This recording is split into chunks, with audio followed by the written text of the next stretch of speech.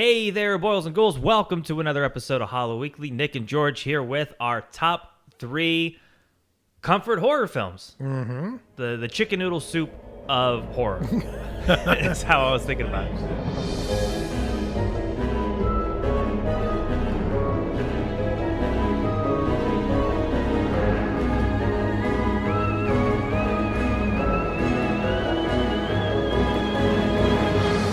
It's funny you said that. What is comfort horror? How are you thinking about it? Okay, so just so we both had sort of different definitions of what comfort is. Yes, and we don't know each other's answers, so we're going to surprise each other right here live in the podcast. All right, so comfort to me is if I'm having like a lazy afternoon, I Okay. can just have this movie on the television and just enjoy it. Okay. Also, the way I made my list was when I thought about these films, like it gave me a sense of joy or comfort for, and I have reasons in between, of just feeling good. Yep. Like, because there's something about it, and it'll make more sense when I go into my list. But for me, comfort's more of just like for the initial reaction of how it made me feel.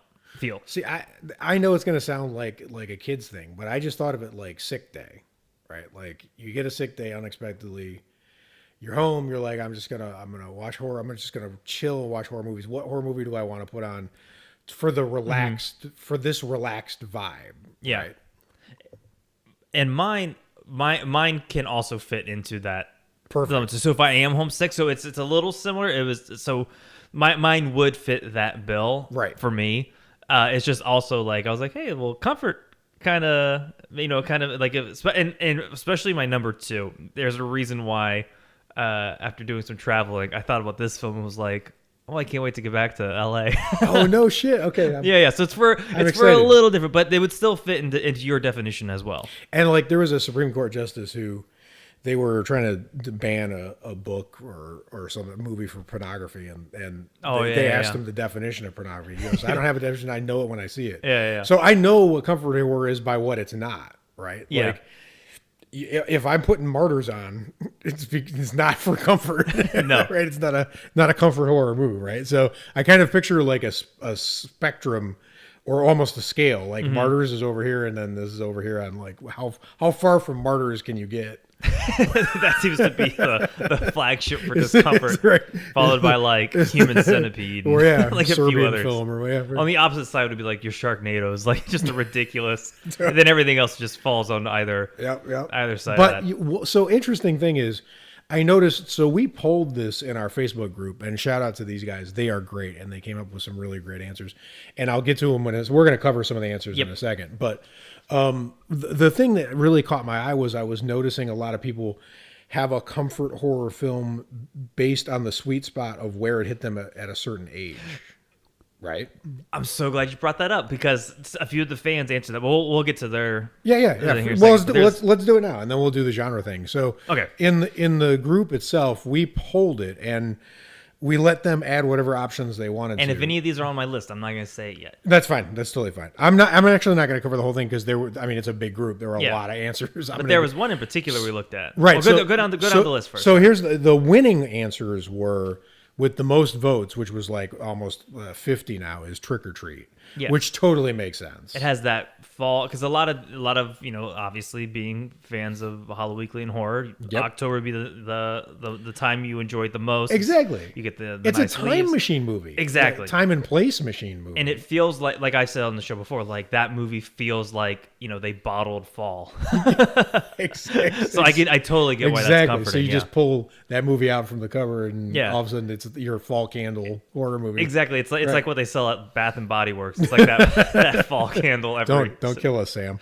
And then in second place was Evil Dead 2, which we just covered in the podcast recently, and totally makes sense. I can see it. Yeah. Yeah. I mean, it's so quotable, and you basically, I have a feeling a lot of people just have it memorized. I almost put the Ash vs. Evil Dead on my list. Yeah, I could see because I that. started rewatching it with my sister when I went back home, and because she had never seen it, Right. and I forgot like how enjoyable it is. Totally. Like when they're about to skip out on the diner, and he says, waitresses normally don't get big tips. Meet me in the bathroom. I'm like, such a classic show.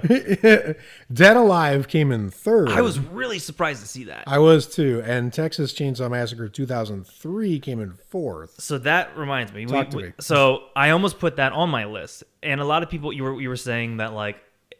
I was surprised to see it because any Texas Chainsaw Massacre film, I feel like just that sound, like the chainsaw revving up is automatically like a discomforting thing. But go ahead. For me, so I remember it was one of I remember the first DVDs I ever bought was Army of Darkness and Jason X, and then at the FYE when they still had that store was around. The second wave of horror films I ever bought was Dawn of the Dead and that version of the Texas Chainsaw Massacre. Okay. And I used to watch it like religiously because I loved it. And there's something about it. It's like a summertime kind of feel, and it's scary, and I still think it's probably my favorite Texas Chainsaw film. Good point though. It's scary, but I like it's the fun. summery thing because I almost put Jaws 2 on my list. and it's because you're in a world that you're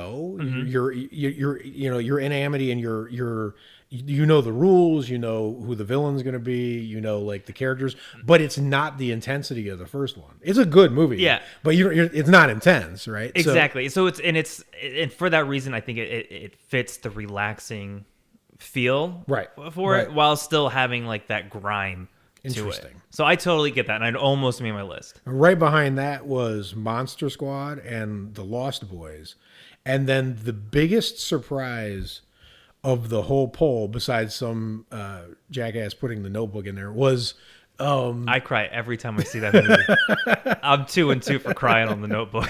the biggest surprise to me was Death Proof, and when I saw that someone put it and then it started getting votes, I was like, that totally makes sense. That it's so fun. It's got such a fun ending. It's still grim. It's got Death some Proof scary. Is the type of film when you're flipping through the tube, you land on Death Proof, and you're like, all right, we'll stay here. Yep. Yeah, for sure. Absolutely. And, group favorite Melanie put Starship Troopers, which was awesome. It led to a really good side discussion over there. We got Dawn of the Dead was put in, and then Claire put The Devil's Backbone, which I liked. But yeah, I just want to give a shout out to 2 specific ones. Matt McGuire said, the first time I ever watched The Walking Dead, I had the flu and a crazy fever. I binged the first 2 seasons in and out of sleep consciousness and had the best zombie dreams of all time. Man, I wish that show was still good. Which was a great answer. That goes to the whole thing of like when you see a movie, got to have the right mindset. Yeah, but think about when you're sick and you watch. I remember I got something I don't even know what it is called Croup when I was a kid, and it made me hallucinate. Is that Gwyneth Paltrow's blog? Goop. But yeah, that's the thing is it made me hallucinate. And I remember I saw a really intense thing on like some late night horror host thing called The Fury, and it's not a great movie. It's like Kirk Douglas or whatever, but I had like full on hallucinations, like I was in the movie, and that vibe is it's so funny you bring that up because I was trying to think of like what movies did I watch when I was sick, and one of them was the first Pirates of the Caribbean. And the second one was before that was Cronenberg's Fly. Oh, what? Yeah. Holy and it was a TV crap. version too. And I remember I was homesick and my mom brought me home like chicken nuggets from McDonald's. And then like the medicine cabinet like whole scene happened. And I was like, nah. But there's something about being the worst movie in the history of mankind to give someone who's sick. Yeah. Remember how he eats? Oh no. Yeah. But there's something about being sick and then watching something like you just kind of like surrender to the film. You're like, that's a really make me forget about this. That's a really, really fucking good way to put it. I'm going to put that in the show notes, actually. And then Bree Moore said, I always watch The Shining when I'm sick for some reason. Weird to be able to fall asleep to a horror movie, but it's a comfort to me. So it's kind of I totally get that, right? though. There's something like we've recently been when we go to sleep like watching like Hey Arnold because we're like, hey, this show's great. But before that it was Frasier, but there's something like kind of comforting about it. Yeah, and I can totally see that in The Shining. Yeah, like that makes sense to me. Yeah, totally. So big ups to the group. You guys gave some great answers and gave us some great ideas. And it makes me want to rewatch Starship Troopers. Yeah. As well. It makes me want That is a fun movie. makes me want to avoid getting sick. So Or get sick. Or get sick. Let's go play the dirt and watch a movie. So before we jump into our choices, I just wanted to see. I had this weird idea, like going into this, thinking about what movies I might add, and I was like, should I just jump to certain genres just to like speed up my choice making process? Mm-hmm. So I'm gonna give you some genres, and you tell me whether you think they have a lot or little comfort horror movies in them for you. Yeah. Okay. Found footage. No. No. There's no fun to be to be had in found footage. Stress.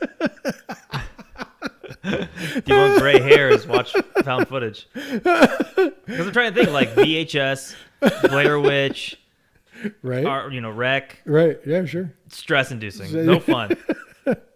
I mean, if you're counting it, I feel like Troll Hunter is sort of a.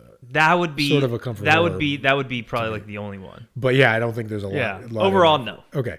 Horror comedies.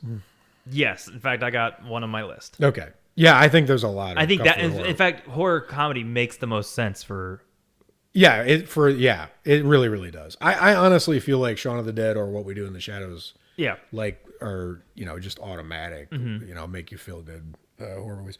All right, slasher. Depends. I think that depends on decade. 80s, you probably have a better time. Okay. 90s is when like Screaming on them came around. It's lightened up a little bit. 80s feels like it's just way more cheeseball. Yep. I would say now. Or and gray, depending on right. Yeah, I would say slashers depends on the director and or decade. I think that depends on when you saw them. True. Honestly, Yeah, like I was just saying for Texas Chainsaw. Yeah. Okay, that makes sense. I think that's you live or die, because the slasher concept is definitely not a comforting concept. I mean, none of them really should be, except for comedy, but it's not really a comforting concept. But I mean, I could totally see, like for me, one of the movies that almost made my list was Nightmare 3, Yeah. Dream Warriors, right? And it's not just when I saw it, it's also the fact that it's you're in a sequel where every time, as a horror fan, every time I turn on a movie and it's a sequel, I'm just waiting to get disappointed. Yeah. And the fact that it's great, and the fact that the characters are interesting, the fact that you're back with Nancy, I feel like all of that is really comforting. And then Freddy's sort of like comic Freddy turning into a comic Freddy. So there's like some of the tension that gets released, and it's still a fucking awesome movie. Yeah, it's funny. It's funny you mention that, because I was thinking about the first time I watched A Nightmare on Elm Street, and it was like during the summer of like 5th grade or something like that. It was after I had gotten the Jason X DVD and saw the behind the scenes features. They talked about Freddy and Jason, and I just remember like it was like that Ohio summer evening where it was like twilight outside. Totally. It's not dark, but it's not bright. We watched it, then we went and we played outside, and I was like, damn, like that was a comforting time to watch a fucking Nightmare on Elm Street film. So this is going to be the most interesting answer to me. Post-apocalyptic. I can see it being comforting. I'm going to give this a hard yes. I'm gonna say yes too. My gut says yes. It's not horror, but if I was sick and Mad Max Fury Road was on, Sure. I think I'd be okay. I see, that just is like pure adrenaline to me. I don't feel like that wouldn't be comforting me, but here's the thing. Think about it like this. So think about like I Am Legend, right? Yes. So I feel like I Am Legend, which is not that great a movie, although I've watched it twice. There's something about it. It's just really watchable, right? But I feel like as someone who, has, I don't know, I think a lot of horror fans, they have a side to them where like they just are sort of introverted or don't really particularly like dealing with people or whatever. There's no people. Yeah. I feel like that's super comforting, Yeah. right? Like, I mean, Will Smith just has his routine. He's hanging out with his dog. He's doing like whatever. I feel like in a lot of post-apocalyptic movies, there's just so few people to deal with. Like, think about that famous Twilight Zone where he breaks his glasses and he can't read. Yeah. But when he realizes everyone's gone, what's his reaction? Like, a nuclear war just annihilated Earth. And he's like, yes. Yep. Right? He's like doing like the Home Alone, like, yes. You Right? feel exactly like Yeah, like totally. that guy. You're like, oh well, So, if I'm sick, I don't have to worry about people, and people suck. So this is great. Yeah, something like that. But yeah, I would agree. Overwhelming yes for And then the last two I wanted to throw out were Creature Feature Monster. creature. Always. Always, yeah. I feel like that's an automatic yes. Yeah. Like if the Faculty came on, Yeah, totally. I could do that. Like for me, the original Godzilla is like a super comforting movie for some reason. Beef. Not for me, but This one's hard. Psychological. So like Silence of the Lambs, Psycho, you know. I'm trying to think if those were films that like would I. Well, it's funny because Psycho is tied for something on my list. There's something comforting about it because you mentioned Psycho and Silence of the Lambs, which are like masterpieces. Sure. And I think a lot of the psychological ones are mostly Yeah, pretty much well done. Yeah, that exactly. So when a film's just so well done, They attract a higher cut of director usually. yeah, and when a film is just so well done, it's you don't go to You're a in good hands. Yeah, exactly. It's not like going to a museum or like an art exhibit and looking at shitty art. You're looking at great art. You're going to feel good. That's right. That's how totally. I would compare that. So I would say most of the time, yes. I'm sure there's a few that I would be like, No, you know. I mean, every genre has some that are intense and couldn't be. Even horror comedy, to be honest with you, is I mean, Texas Chainsaw Massacre 2 is technically a horror comedy, and I have a feeling that does not comfort you. But right. But like when I think the psychological thriller, I remember how tense I was watching Silence of the Lambs.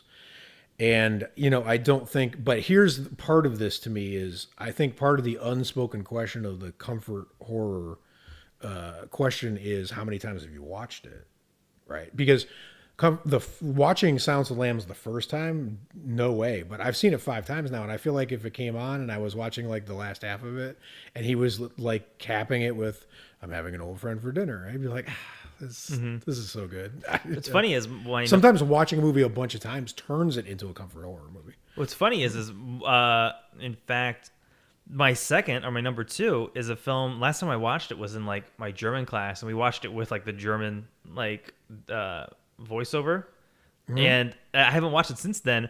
But it was the first film I thought of, and it brought me like instant comfort. No kidding. So maybe I got to dive in a little deeper and figure out why that is. But I put it as my number 2. I'm like, because that was. And every time, well, I don't want to. Yeah, no, yeah, we save that for when we get to it. All right, but let's do it. Let's. Oh, and and then the last thing I wanted to do was I just wanted to. There's some movies that met all the criteria. I saw them at the right. I saw them at the right time. They're super quotable. There's iconic scenes.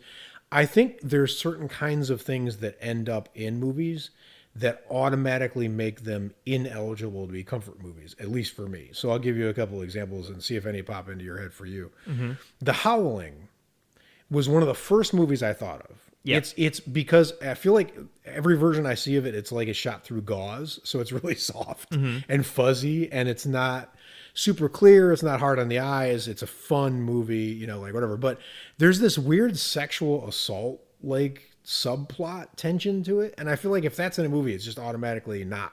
It can't be a comfort horror movie. Yeah, because it's just uncomfortable, right? So that, I mean, by definition, right? That's so that's like, but like, so Get Out or Invasion of the Body Snatchers, I thought of those because I had such a good time watching them. But if a movie's dealing with big subjects like racism or classism or like political points are being made, I feel like that just can't be a comfort, even if it's something that like I saw as a teenager and it's just have good memories of or whatever. You know what I mean? There's got to be subjects that just take it out of the mix, or it's like not as like I don't know, it's like not as prominent in the film, right? Where it's just because like the whole point of like comfort is like, I just want to lie down here for a little bit. If it's a lazy afternoon, I don't want to do shit. Yep. Exactly. Just give me a good movie. Yeah, and I don't want to think too hard about it usually. So okay. Exactly. All right, give me your first choice. Okay, so I'm actually flipping them. So this one would normally be my number 1. Well, you know what? Yeah, I'm gonna keep it my number 3. My number 1, I'm like, I know I really like it, but I'm gonna stick with it because it's what came to my head.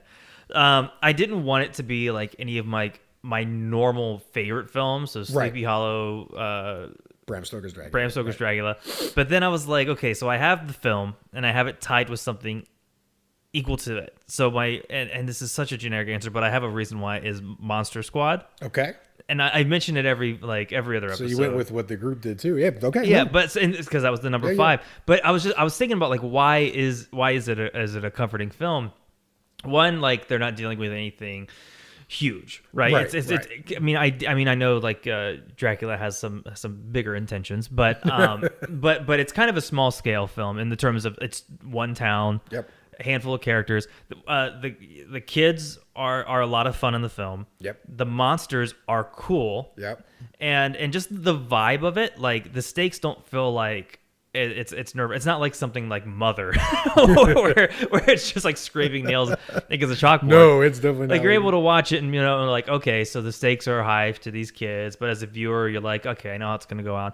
It has a campiness to it Yep. that I think is really fun. And my note for it was, it's an easy watch. And it's a fun watch. Yes. And for me, that like it has to hit both of those two things. Where I said I'm going to go with your definition of comforting now because I like the idea of being sick and just laying down and not doing anything. Right. And I feel like if this movie was on, I'd get through it maybe even twice. I like your definition of the movies.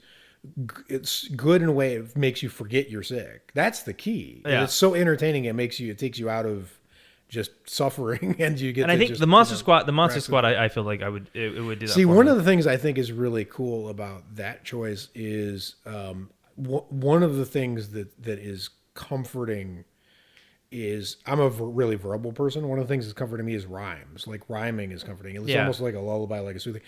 And there's a rhyme. There's a horror rhyme in this movie. It has monsters you recognize, but they're Yes. not the same as the monsters you recognize. Right? Yes. They're not the universal monsters. They're a rhyme with the universal monsters. Mm-hmm. So you're familiar with them, but you're not. It's not exactly the same as what you're used to. Mm-hmm. So I like that it's close enough to be interesting. So you're not like, oh, I'm going to watch Bela Lugosi again. Exactly. Right. But it's close enough where you're like, I know exactly what they're going to do. You understand exactly where I am. Yeah. Yep, and you understand the stakes of the film, but it's Yep. not like you're sweating bullets over it. And then the other film that I had tied it with is Fright Night. I feel like I almost had Friday Night on my I list. feel like they're almost the same Totally, yeah. in terms of just tone Totally. and likability. Totally. So absolutely. that if I had to swap it out so I wasn't picking a film that I talk about every episode, it would be Fright Night. I almost have Friday Night on my list, and it's because I feel like I mean, I'm sure other people would pick Fright Night and have different reasons for whatever, but I grew up with a lot of horror hosts. I loved those shows. Yep. And that makes Roddy McDowell's character just automatically like, I feel like almost like I'm a babysitter. Yeah. Right? Like he's just like, even though he's totally incompetent and Yes. like, the opposite of making you feel secure or safe, or whatever. It's just it's the best. It's the movie that made the best use of the horror host as a concept in a horror movie. Yes, Right. and it also has a cool attitude towards Absolutely. it. Like when you look at like the cover and you look at just a handful of screenshots of the film, you're like, that looked like a fun movie. Totally. And Chris Sarandon, I think that's his name, the guy who played the head vampire. He was just amazing. Yes. So, like you're just. I feel like I would forget I was sick every time he came on the screen because he just commands the screen. And it's one of those things where it's like you understand the stakes of the film, Yep. and but it's not enough to like any other film. Like I get sucked into it right away, but with that film, I'll be like, okay, I know they're gonna live at the end, but it's still gonna be entertaining. And you know enough. what's interesting is I find Hitchcock movies strangely comforting, and that movie has such a Rear Window vibe to it. Yes, it does. Yes. Right. And I think because of that structure, it's also like weirdly comforting because I almost feel like when I'm watching Friday Night, I almost felt like I was watching a Hitchcock movie some of the time, which is interesting. And it's a director who, that was his first movie ever, I believe. And Tom Holland, he keeps you on your toes because that movie feels like no other movie I've ever seen. Yeah, it just has a completely cool vibe to it. Nice choice. So that's my number 3. All right, I'm going to go with my least popular answer first. The one that's not going to make a lot of sense to anyone but me, but I'm going to fight for it. I'm going to go with Ninth Gate. That's the Johnny Depp movie. I know this is sort of a weird choice, but let me give you a couple reasons why I'm doing this. All right, so people gravitate towards movies that resonate with them because of things that are particular in them, right? Like, my father loved sports movies because he was into sports, right? So, I'm just an insanely avid reader, and this movie is just saturated with books.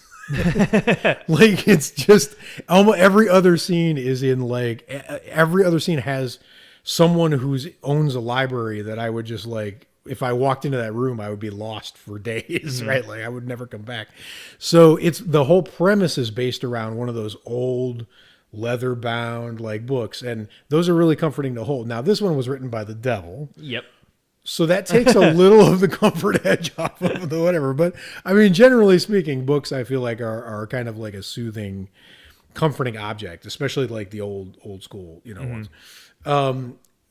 Reason number 2 I'm picking is, so I've watched this, a few times now. I really like this movie. I think it's underrated. But the next thing is, so when you're watching a movie, a lot of times you you just sort of go into the main character. Like the main character a lot of times is a stand-in for you, right? So you're laying there sick, you turn on this movie, and now all of a sudden you're Johnny Depp's character. Well, let me describe Johnny Depp's character to you real quick. His life is literally tracking down books and doing absolutely nothing else. He's the laziest bastard in cinema. He works hard tracking down books, but he does nothing else. There is literally a scene in this movie, Nick, where he comes home from a busy day of trying to track down books written by the devil. He walks into his apartment, which he obviously has not cleaned for 5 years, and he takes a microwave like Swanson dinner and throws it into the microwave in the box, and it's go. like no unwrap, no stir every 2 minutes, no flip to the other side. Like he just fucking tosses that thing in there and just hits it. And that like literally that's what he's gonna do. Like his life is so simple. Mm-hmm. And he gives zero fucks about anything, right? Like he has no morals. He doesn't care. He doesn't care what you think of. He's going, and I feel like that's just a really like. I'm watching it and I'm like, man, there's no worries. I get no worries in the world. Who cares? Who cares about like whatever? Number 3 is I find certain actors and actresses really comforting, and Frank Langella is the evil star of this one. He's just one of the absolute most amazing actors who's ever lived. He's the guy who played Nixon in Frost Nixon. Yeah. And did Dracula, and he's I can't even, we'll be here all night. He's done like hundreds of movies, but there's something about the way he talks, his tone, and his like he is the ultimate audiobook narrator. That's his voice, right? Like it's like a perfectly pitched to be that like kind of bassy, relaxing, like whatever. And that, up until the really, really gruesome end, that's the thing. But and then I'm done. My other thing that makes it is, so in this movie, one of the weird twists is that Johnny Depp's character acquires what is basically a guardian angel. Mm-hmm. It's a Wonderful Life, but the guardian angel is the devil. But every time something bad is going down for Johnny Depp, like this angel, the woman who plays it, I can't say her name, but she swoops in and just helps him and saves the day. There's literally, he's getting mugged at one point I think it's in Paris, like down in one of those like creepy open alleyways. Mm-hmm. And this person's about to beat him up, and she like flies out of the sky and kicks the ass of the guy who's like whatever, and then picks up his broken glasses and hands him and goes, what should we do next? And I'm thinking, when I'm sick, what would be better than just have like a guardian angel, like someone who's just nothing can go wrong, nothing, whatever. Mm-hmm. Now, in this movie, you have to sell your soul to get it. So I'm probably opening myself up to an unfortunate. Well, I don't know, dude. That sounds pretty dope. You know how cocky I'd be if I knew I could just get into some deep shit and a guardian angel swoops down and has my back. Yeah, totally. Plus, it's just a really, really fun movie. It's got a really interesting end and books. So. That sounds like the typical George comfort film. I totally get it. All right, give me your next. Your number one's gonna be like the cartoon Page Master, where they go into the books. Damn it! Don't take my number 1. Spoiler alert. Okay, so I'm gonna keep my number 1 at number 1 because it feels good. It feels good in my gut. So I'm gonna keep number 2 at number 2. Obs. Okay. And I was gonna go with Jaws. I was close to Jaws too. Yeah, okay. You were close. That's why you said, I was like, ugh. I have it tied with Psycho, which is funny. You mentioned something comforting about Hitchcock films. Because when I was thinking like what sounds comforting, just up at the park they were doing during Halloween time 2 years ago, they did Psycho, and we ended up not going to it, but we went out and we scoped it out, and like it was just really comforting being there and seeing it. And there's something I remember when we watched it. When I went to film school for like a year, we watched it, and there was something comforting about watching it then. I'm like, there's just something kind of weird to it because it's kind of a quiet film. Right, totally. And it's kind of peaceful, and the story's great. It's sort of like what we talked about, like where you're in the hands of a good Well, let me pitch you director. a weird idea about that is there is no better director, maybe even like an Orson Welles or something, but there's no director that was ever better at hijacking your eye than Alfred Hitchcock. He knew exactly where he wanted you to look at every moment in the movie. So in a lot of movies, I have to hunt for, like when we went to see Mother ! I was like, there's things happening in the background and in the upper corner, lower corner, and I was like, what's happening? It hurt to watch, right? Like but with Hitchcock, he's just literally, it's like he's got a joystick and he's just steering your eye. You don't have to work for anything. He's just going to be like, look here, then look here, then look here. So I can totally see that. But I went with Jaws, so. Yes. But well, no, I agree. Not like Spielberg is not doing that. Exactly. Well, it's funny. I asked Alex before we recorded, like, what's her two films, and it was Jurassic Park and Silence of the Lambs. Yeah. And so there's something about Spielberg that, and like, so it's like a great director thing. So I went with Jaws, one, because we went back home to Ohio for the holidays, and the past few years it hasn't been that cold. This year we went back, it was like 0 to like -5 degrees. Pretty much the whole time we were there, and all I could think about every now and then was Jaws and just like a beach in summer and like, oh, I can't wait to get back to LA. That's awesome. So that brought me like instant comfort. And the other thing is, I've always loved the fall and spring. I've never liked the summer, but it wasn't until like I noticed that like people were watching Jaws to kick off their summer as a thing. I started thinking like, well, I kind of like the idea of that. Like that seems pretty fun. I like that. So it was just the thought of it. And like I said, the last time I watched it was in like sophomore year of high school in German class with the German dubs over it. But still, like there was even something nice, even watching it in a length, because I got like a D in German. Like I did not do good, but I still enjoyed the film. Right. There's just something really nice and relaxing, just that feeling of warmth that you get with that film. And it's the same thing. It's like that warm feeling is all the blood and stuff in the water. Exactly. It's the warm blood trickling down your leg when you look down to realize your legs, you're missing a body. Yeah. Bitten off. The other reason is same thing with Psycho, is that it's a classic, and totally, it's like the pornography thing. Like I know it when I see it. Yep. It's the same thing with Jaws.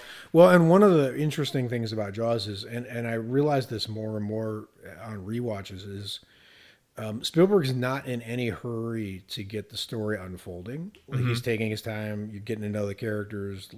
Kind of characters is the biggest thing. Totally, and there's a lot of quiet scenes. There's not a lot of dialogue. That's one of the reasons it's so quotable. Is the quotable lines are short and they come in between scenes where there's a lot of, like, think about the opening. Like it's literally a woman swimming. There's no one's talking, right? Like.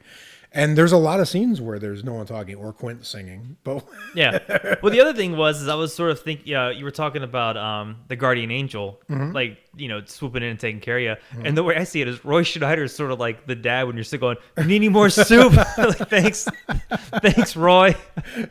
Yeah, I don't know. He just has this like this look to him because one, he's taking care of shit in the film. Yeah. So it's sort of like watching a character take care of shit when I'm laying there sick. Like I have the hope that I could be that character and just get off my ass out of bed and kick whatever flu I have.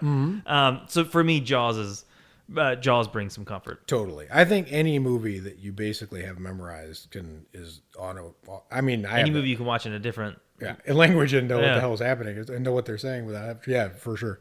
Excellent. All right. It's funny you said that because I almost put. I'll reveal my number 2 here, and I almost put. Needful Things on the list, and it's because confidence is comforting, right? And you got like literally that movie is just the devil. I have not seen it. Doing it, so he's just doing his work, crossing things off his list. He's tricking people into betraying themselves or whatever, but nothing can bother him. Like literally, he's literally like his demeanor is, I'm gonna make this work no matter what. Like I'm just gonna, It's the Roy Schneider thing. Yes, I'm gonna figure it that's out. why I brought it up. But there's a reason that. So let me segue to my second choice because I realized, especially after looking in the group and seeing people talk about The Shining, or whatever, I realized I had to have a Stephen King in here, and the reason why I had to have a Stephen King is because he is our horror storyteller.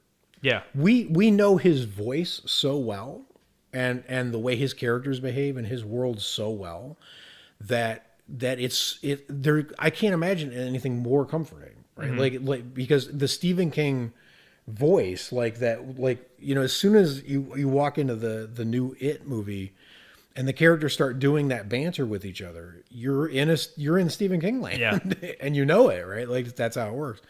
So I'm going to put in Christine as my second choice. Yeah. And it's, it's probably one of the horror movies I've rewatched the most. I've seen it a dozen times at least.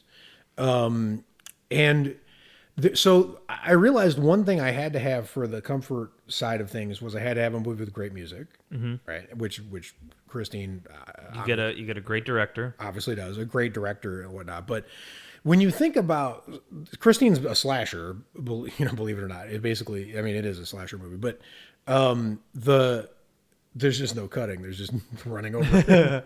But the thing that really jumped out to me about this is the structure is so simple, right? So the people that Christine is killing, it's not ambivalent like Carrie, where in the Prom Massacre, some people who don't deserve to get hurt are getting hurt. Christine's killing bad people, Yeah. right? And obviously she's overreacting because they beat the shit out of her, and she's gonna track them down and kill them, whatever. But those people are really, really bad people. So you don't have that resistance of having to figure out whether every time she goes to kill someone, you're like, yeah, get him. Like, that's right. That's what, so until the end, obviously, and then the bad people die, and the good people find each other, and the one in between person, the main character, he just basically gives into his dark side. So all that ambiguity is just wiped out. So it's literally good versus evil plus Christine. Yeah. Right. And Which is the great little flair you well, need. yeah, exactly. But that's the thing, is she is literally one of my favorite horror characters of all time. Like, I know she doesn't have any lines, right? But she's got the way she uses the radio to basically speak to what's happening in the scenes is absolutely, a classic. But when you think about you're laying in bed, you're sick, and you're like, oh my God, I can't breathe. I'm never going to get up again. And I imagine feeling that and watching the scene where he turns to Christine and goes, show me, and she just heals herself. I'm like, that's the ultimate, like, I'm going to do this. I'll feel bad. I'm getting out of this bed. I'm going to go make some soup. And I'm going to be like literally she resurrects herself, with just sheer force of will. So just because of that angle to it, the music, obviously is amazing. And it's just not complicated, right? So it's not like you don't have to overthink the Exactly. There's something like, but it still has enough like juice in the details where totally. That's the thing I love about our picks is there's something where it's just like you can just kick back and let the film do all the work for you. Totally, yeah, absolutely. And so like, because we do a horror podcast, we go to horror conventions, we do like whatnot. But if I go to a horror convention and I turn the corner and I see like Captain Spaulding or like whatever, it's gonna be cool, and I'm gonna want to meet him, and like that's really cool. But there's nothing comforting in that notion of me. If I turn the corner and they had like the Christine car, yes, I would just be like, holy shit, I gotta go over there. You're gonna snap a photo. Yeah, totally, exactly. So that's my second choice. All right, so my number one, I almost put it as Wrong Turn. No shit. Yeah. I could totally see that. Because there's something. It's one of those things where you just put it on. You don't have to overthink it. It's super visual of who's the good guy, who's the bad guy. Yeah, totally. And you just let it take take the wheel. To segue from our Christine. Yep. Because I also remember watching it when my dad had some kind of surgery, and me and my brother, like, we were just like, hey, we'll get him like his crackers and water, whatever he needed. And one of the movies we watched was Wrong Turn, and then like some Hot Wheels straight to DVD film, which was real weird, confusing for my brother at the time. Yes, But Wrong Turn was one of them, and there was something kind of comforting about it because I remember I watched it like as soon as it came out on DVD. sure. But the one film that ended up taking its place, which I wanted to put The Ash vs. Evil Dead, but I haven't watched it enough to know if it's going to comfort me when I'm Right, totally. in a mood. But the one that has is another horror comedy, and I went with Tucker and Dale versus Evil. Oh, great choice. And I was like, there has to be a horror comedy somewhere. No, and that's so good. And to be honest, okay, so the reason I put it on here, my only note is that I'm a sucker for the romance. I could see that. Well, the other thing is the build. Like again, it's one of those films where since it's a horror comedy, they play off being so on the nose with everything. Totally. That the comedy for me is it's never not been funny. And Right. I've watched it multiple times. Right, totally.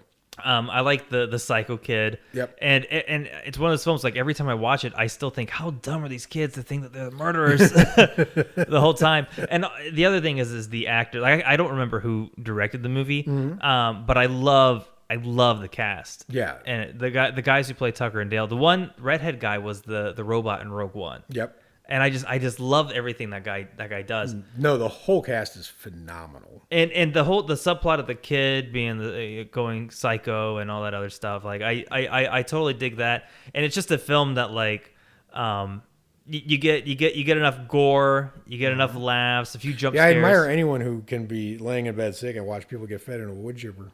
Right, but the thing is they're getting fed into wood chipper in the most hilarious way possible. Totally. And so if I Totally. the thing that's most comforting to me is getting a laugh out of something. Oh yeah, totally. And so Tucker and Dale had to do it. I was trying to think of what other horror comedies. Like I loved What We Do in the Shadows, but Sure. there's something about like the sweet innocence of like those two knuckleheads. Yeah, totally. No, totally right. Like when he's running around yelling, "College kids, college kids!" Like yeah, I was actually surprised no one put Cabin in the Woods anywhere on any of these. Yeah. Because I could see that as a comfort horror, but I like Tucker and Dale way better as a choice because you can just absolutely relax. Cabin in the Woods ends with the world ending. This ends with a happy. In fact, most of them end with a pretty good end. Monster Squad ends happy. Jaws ends happy. Yeah, totally. Well, for the most part. I'm about to blow that out of the water with my first choice. Oh Jesus! But anyways, for me, them ending with like a little romance in the midst of them all getting thrown into wood chippers and No, I love impaling themselves. I love that choice. I admire Tucker and Dale so much because it's hard. I think in a genre with so many masterpieces like Shaun of the Dead and Zombieland and whatnot, it's hard to do a horror comedy and nail it and have it stand shoulder to shoulder with the really good ones. Yes. I don't think that's an easy thing to pull off, and you can tell that it's not by watching something like Warm Bodies, right, where it doesn't, right.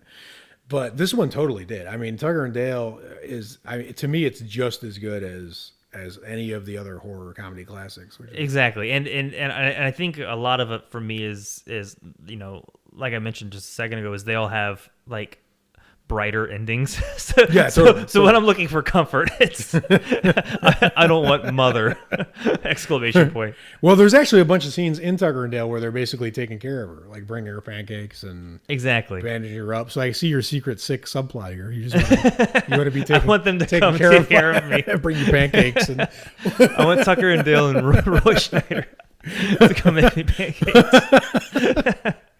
They're gonna screw that up, and you're in for 2 hours. Yeah, I'm gonna die. No, you're not gonna die. I mean, well, most of them died, but you'll be fine. All right, so I love that choice. My first choice, I almost went with Cat People, the 1942 Val Lewton Turner classic, because it's actually it's probably my favorite horror movie of all time, and I felt like you should go with your favorite, right? But yeah. See, I thought the same thing, but I was like, we can't just go with our favorite, because then what fun is that? Right. Well, yeah, that's the first thing. And the second thing is that movie has such an interesting texture to it. It's what was that fucking book, The Horse Whisperer? This one is like The Message Whisperer. Like, it's got a message, but you have to really work to dig it out. And I feel like it's too much work when you're sick. So. You're like, fuck that. Even though it's just because it's so glossy black and white. It's just so beautiful, and it's so like I wanted to have something on here that had that old timey music. Yeah. You know, the music when the old horror films would fire up, and it'd be. I almost put a silent film on here because I thought that's pretty relaxing to not even have to worry about hearing people talk. Like, Yeah, it's you true. just like watch whatever. But You only gotta read like half a card at a right, time. It's exactly. easy. But like I mean, honestly, I rewatched like Nosferatu the other day, and it's like. I felt like I was falling asleep halfway through it, but when I wasn't looking at the screen to close my eyes, I just felt like I was at a classical music concert.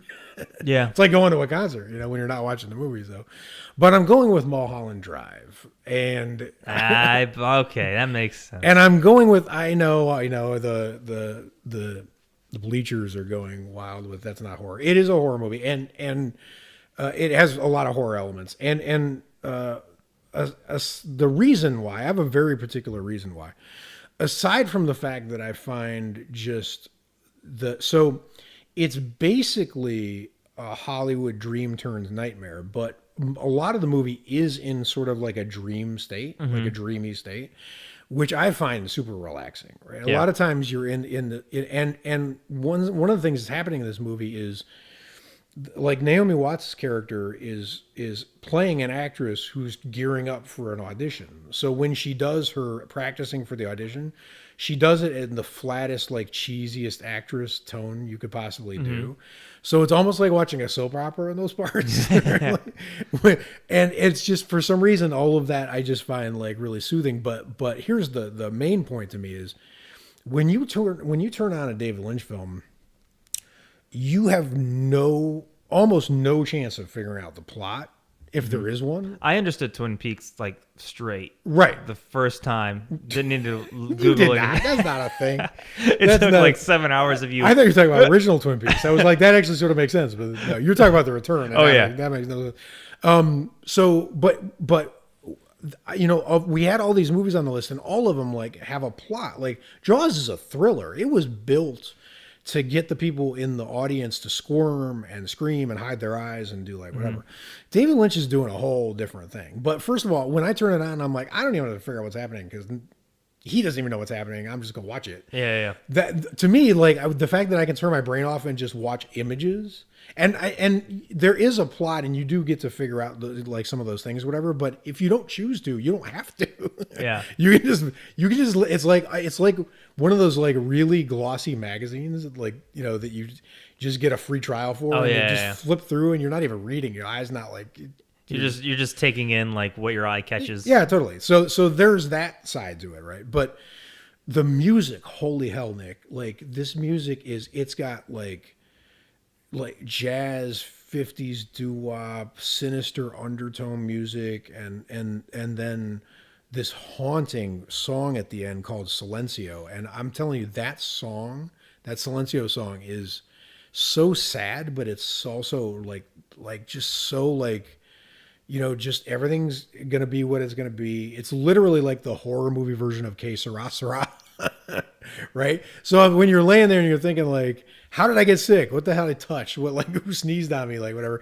This movie's just like, you know, it just was going to happen. I feel like David Lynch, like that's just how he makes a movie. Because it's when you started saying like it had that dreamy like feel to it, I was thinking about when the Twin Peaks Return happened. We did one of those like cheesy Hollywood Holmes tours, and then we went to like I forget what that restaurant is, like Pink Taco or something like that. Yeah. And we went there, and I came back, and I had the biggest headache in the world. And I remember you didn't enjoy us because Twin Peaks was there on that day, and you're like, I ain't missing this for the world. That's right. And we were joking about it. That's right. So then we came back, and I had the worst headache trying to watch remember Twin this. Peaks. Yep. But there was something about David, like how soothing David Lynch is. Yeah. And It's like meditative. yeah, and I remember like it actually made me miss. I was thinking about that the other day because I'm editing a film and we'd used the Red Room as a temp track, and I was just thinking about that day and how David Lynch can do that with his sound design and stuff. So I totally get the Mulholland Drive pick. And that's like, there's a really famous.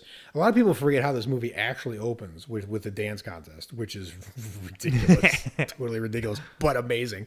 But the opening everyone remembers is what was on the poster cover art, which is that blurry shot of the Mulholland Drive sign, and then just that stretch of road because he loved shooting that, Yeah. But there's so many scenes in this movie where everything just kind of blurs. And I feel like when I'm sick, that's how I see everything anyway. It's like visual NyQuil. Totally. That's like, but like it has everything. There are super scary parts. It's got one of cinema's best jump scares. It's got straight up comedy. It's got super intensity. It's got an alien cowboy. What else do you want when you're sick? It's just gonna throw everything at you and do. I actually think probably the best director to not fall asleep to, but to find some comfort in would probably be David Lynch. Yeah. Which is probably the weirdest sounding choice, but no, it's totally weird, but think about it. This is a guy who creates like just straight up nightmares like Eraserhead. And I mean, some of the most horrifying things like any sort of mainstream American audience has ever seen, and definitely some of the scariest things that have ever been like foisted on the American TV watching public. Mm-hmm. But he also creates characters like Agent Cooper. I mean, who's more soothing than Agent Cooper? Yeah. He's just gonna, not the new Agent Cooper, the old Agent Cooper. He's just gonna not walk dirty in. Cooper. No, right. So yeah, I mean, I could talk about it all day, but it's to me it's a sort of a cheat because I'm picking a sort of favorite because he's a favorite director of mine, but it's that really dreamy thing with the amazing music, and then the fact that you can just turn your brain off and be like, I'm not even gonna. There's no plot. Like even when I'm rewatching Jaws, like I have the movie basically memorized. Yeah. But then some character will come up to the mayor and be like, no, we're not shutting down this beach. I'm like, you're an asshole. Like, why do you think it's fine to leave the beach open? Like, I'm laying in bed sick and I'm getting agitated, and I don't want that. Like with a Lynch movie, it's just like the alien cowboy will walk up and be like, I'm going to ask you 2 questions. I need you to do something for me. Can you answer one of these questions? See, when I'm sick and the guy talks to the mayor, I go, yeah, he's probably got a point. All right, so that's our 3 selections each. Let's flip the script and talk about a couple movies that are the opposite of comfort horror. I'm ready to. What's the worst movie for you? The worst thing watch when you're sick. If like Clockwork Oranged you, if I taped your eyes open and you were sick and you were watching something, what would just be the worst? All right, so this is my pick. It was a banned episode of Masters of Horror. Okay. And full disclosure, still haven't seen the whole thing. I don't even know where you can. I just saw. I've just seen clips of it, and oh shit! I think me in high school would have loved it. The older I get, the more when I see gore, I'm starting to go, okay, that's getting a little painful to watch. This is Masters of Horror's imprint. And I'm going to probably botch the last name, Takashi Miike. Yeah. Such a good director. And it's just a film where I forget the whole thing, the plot. The scene I watched is them just torturing this girl for like the longest. Like it's like if in the movie Freaks, they were like, why don't we just like torture someone for like 15, 20 minutes? Sound good? No. But it's them like driving like needles through her nails, through her gums. And she's just like screaming and shit. And there's like these weirdo people like just kind of like. I should have put that as one of the genre choices at the top of this episode, which is torture porn. Because I mean, that can't. You let us know on our Facebook page. If you have a torture porn movie that's a comfort movie for you, tell us anonymously. No. I mean, I'm serious. Like, did someone grow up and watch like Turistas and it's like, they're like, because that would be so interesting. Is like, there's torture porn like Hostel, right? That like is okay for like me, and like I still don't think the first Saul's torture porn. I think like the rest of them following that was. And I don't really even have a huge issue with those ones. It's just like this one was like so painful to watch, which I totally get. Like that's what the director's going for. Yeah, he did his job. He nailed scarred you. Yeah, he did a great job. I just can't do it. So that would be the least comforting thing for me. No shade to the film. It's just not me. That is really interesting. I don't want to watch nails get driven through. I'll see a stake get through Jack's heart, but not through the nails. So it's funny you say that. I'm gonna my choice for the movie that you shouldn't show me when I'm sick is Possession, 1981 classic. It's actually one of my favorite horror movies. It might be in my top 10. And the reason that I have it on there is and I hinted at this when you brought up Jaws. I find dialogue in movies tiring, right? Especially in long blocks of people talking. So when you're sick, It's you don't like- like to watch Aaron Sorkin. No, fuck. Well, I mean, even he has a little bit of polish to whatever. I'm thinking like when you go to a play and it's just like Oh, gotcha. it's just like that. It's dry. block of talk, right? Yeah, exactly. yeah. So this movie has big chunks where like this married couple is basically arguing with each other, and their arguments are so grueling and so emotional and so intense. And I mean, it's just instantly like I feel like I ran a marathon just like thinking about watching like the movie. And I'm selling it way short. If you have not seen the movie, you should see it. It's an amazing. It's got some of the best visuals ever done in horror. And it's Sam Neill and fucking Isabella Gianni. It's two of the best actors who ever were in horror movies. So it's a great movie. But first of all, it's got that Dagon watery, nauseous looking. Well, usually that feel watery, to it. rainy vibe usually hits the comforting note. No, not this. Yeah, But not that because one. this one's like squirmy, like seaweedy. Like I don't know how to explain it, but it's automatically a little off-putting. Like Yeah. my stomach flips a little. Think about it. There is some really strange gore in this, including like a demon octopus creature in a bed that is just like a bag of vomit. So Yeah. that's not a good thing to be watching for like these things, or whatever. But I'll tell you what it really is. What it really is there's an intensity to this movie. This movie feels like a director who, I know there's a lot of writers that I've read about who have said basically, Stephen King even sort of hinted at something like this. And Hitchcock said, I make my movies so that I can get the fears out. Right? There's something that was howling inside this director that he just had to put out. He had to get it on a screen and out of inside of himself. Yeah. And I feel like that's contagion. Like he's like, this made me sick inside. It's just like a bees inside of me, and I just had to get them out. And then he put it out on the screen, and now I could get it.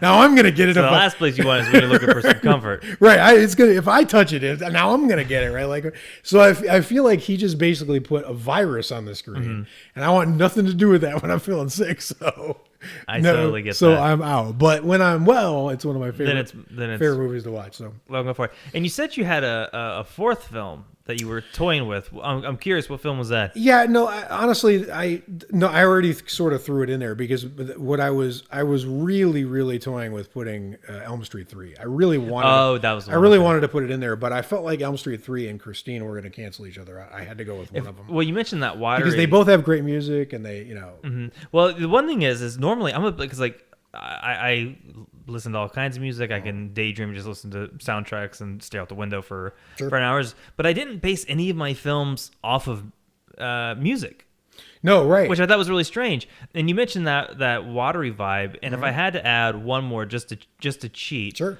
I think I would have added The Shape of Water Oh, I could totally see that. because the visuals are very, very pretty. Yep. You're in the hands of a great director. The Yep. cast can handle it. Michael Shannon. Oh, he's just so good. So he's intimidating but fun to watch. And then the soundtrack to that film, it just won the Golden Globe a few days ago, along with Guillermo del Toro. Finally, And his acceptance speech was amazing. yeah, he was I think that's probably the first time, and well, it's probably the first time ever that someone mentioned Lon Chaney in an acceptance speech. But I would put The Shape of Water on there if I had to just cheat. So yeah, those are the films that we would not watch. Yep. Well, and I just wanted one last thing I wanted to throw in there because I was going to cheat. I was going to throw a curveball into this. And the curveball was going to be, I was going to say something like Jason X. I almost put that on there. And I didn't say Jason There's X. a lot of films we almost put I didn't say Jason X because I thought you would, but I had a particular reason for watching Jason X. I don't like Jason X as much as you do, but that's, I mean, to be fair, you saw it at a really impressionable time. Like that was one of your gateway drugs to horror movies, right? But like, I was going to be like, how about watching a horror movie with a commentary track on? because some of the best times I've had with horror movies is actually not the movie itself; it's watching it with a commentary track. Like the Coen Brothers Blood Simple commentary track is amazing, but the Jason X commentary track is so hilarious. Like, I've never watched it with the commentary. It's got a fucking disgruntled writer, and then they're arguing with each other, and then the one guy's like, "This scene is sort of stupid," and he's like, "You're the writer, didn't you write that?" Like they're having fun, but they're arguing with each other, like whatever. But I feel like commentary tracks are something that I'm sort of addicted to. I love to rewatch movies that I've seen too many times and make it fresh by watching it with the commentary track on and still taking in like the visuals. So I was gonna sneak a movie on it here with a good commentary track. The commentary track on Armageddon, Michael Bay's movie, is legendary, but it's not a horror movie, like whatever. But I didn't end up making it my top 3, but I just wanted to toss it in as, if you're feeling sick and you've seen a movie too many times, try it with a commentary track. The only film I think I've watched with a commentary track was Resident Evil. No shit. And I heard it was Mila Jovovich talking about her brother, I think, playing the game Half-Life. Okay. And hitting people with the crowbar, and they're screaming like, "Why are you doing this to me?" And I was like, "I gotta play this game. That sounds fun." So that track opened me up to like one of the greatest games ever made. So yeah, but that's a great recommendation, is watching the second time. Well, I'll be clear, we're not being paid for this, but like I collected Criterion Collection discs for years, as you know, and then Criterion was on Hulu. And the reason that I never went for that was because you get the movies and you get the great restorations and the quality, but you don't get the special features and the commentary tracks, which is most of why I buy those things, right? But now there's a streaming service called Filmstruck, and yes, I've been getting ads for that like crazy. Right? But they have Criterion, but they have the Criterion streaming with the extra features. So they've got. It's about time they start doing that, which is mind blowing, like game changer, like thing, whatever. So I was already watching like M with the commentary track, so it was. I mean, I almost put M on here too, but I was like, yeah. Like I said, there are subjects like that. Once that's you have, a little child murder. It's kind of a heavy one. That takes the cover of the movie aspect out of it, but. Yeah, I mean that's the thing is the commentary tracks are to me I can just really kick back and feel like I'm in a room full of people telling fun stories. Yeah, now I want to do Tucker and Dale with the. I mean, and some commentary tracks suck. So just hey, you got to pick. That would be great, but I feel like that might be good. Okay, so there we have it. There are our top 3 comfort films. I feel a lot more comfortable now. I feel good just talking about it. Like I feel like I had tomato soup and some crackers. Like I feel full and great and like ready for tomorrow. Beautiful. That's a good film. So let us know if you haven't commented on the poll yet or voted. Head on over to our Facebook page and let us know. Well, and specifically, what you would do is we're at Facebook/HalloWeekly, but you'll see that there's a linked Facebook group. It's a great community. It's about 15,000 strong as we record this episode, and it's really, really smart, really supportive, interactive people. And we are going to do a lot more of these where we kind of ask the group, we're about to record an episode. What are your thoughts? We want to get them involved and get them giving us the good ideas as well. Because I got so many good ideas I picked my Stephen King movie because someone threw in The Shining and it made me think I need a Stephen King movie on the list. So join the group. Yeah. And if you want to support the show, head on over to our Patreon page where we have Last Fan Standing Slack Game Live. We have the next round of stories going up here. First one was at Camp HalloWeekly where there was a murderer on the loose. That was fun. Now, have you read the second story where we're at now? We're at No Mercy Hospital. I love this one. Which is funny because where I grew up, there was a Mercy Hospital. And then in the video game Left 4 Dead, made by Valve, who did Half-Life, tying it all in, there was one of my favorite maps was called No Mercy. That's awesome. And you went to Mercy Hospital. Yeah, I'm a big fan of Kingdom Hospital, so I'm stoked to see this story. So head on over there to Slack Game where you get to roll your own adventure, choose your own adventure, and some will die, some will live. If you die, you get most to be will die. Most will die.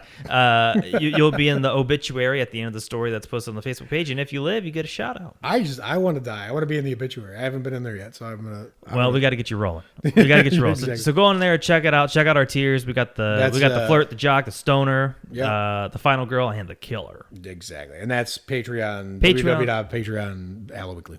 Perfect. Yep. So check that out, and until next time, stay scary, watch a bunch of horror movies, and stay well. Stay well. Bye, guys. Bye, guys.